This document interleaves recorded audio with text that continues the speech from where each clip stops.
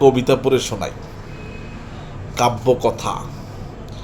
একটি কাব্যের জন্ম হলে একটি স্বপ্নের মুক্তি হয়। একটি স্বপ্নের জন্ম হলে পাল্টে যায় জীবন যাপন। খুশির ফোয়ারায় খেলে তৃপ্ত হয় রঙিন বসন। মানুষের মন তাই খুঁজে নেয় দীঘল আরাম।